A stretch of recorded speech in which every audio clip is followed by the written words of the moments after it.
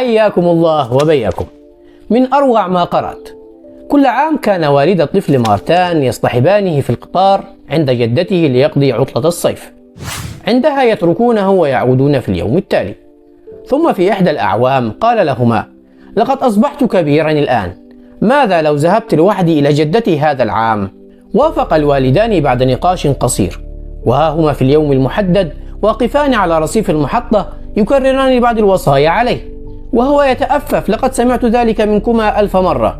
وقبل أن ينطلق القطار بلحظة اقترب منه والده وهمس له في أذنه: خذ هذه إذا ما شعرت بالخوف أو بالمرض. ووضع شيئا في جيب طفله الصغير.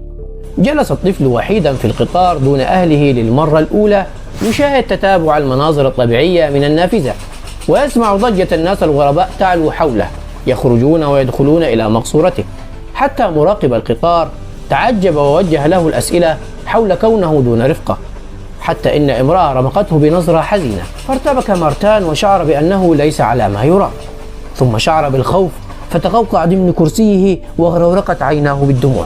في تلك اللحظة تذكر همس أبيه وأنه دس شيئا في جيبه لمثل هذه اللحظة، فتش في جيبه بيد مرتجفة فإذا به يعثر على ورقة صغيرة، ففتحها فوجد مكتوبا فيها: يا ولدي، أنا في المقصورة الأخيرة في القطار. فكذلك هي الحياة، نطلق أجنحة أولادنا، نعطيهم الثقة بأنفسهم، ولكننا يجب أن نكون دائما متواجدين في المقصورة الأخيرة طيلة وجودنا على قيد الحياة، لنكون مصدر شعور بالأمان لهم. أتمنى تكون القصة عجبتكم والعبرة وصلتكم. دمتم في أمان الله. صلوا على رسول الله. السلام عليكم.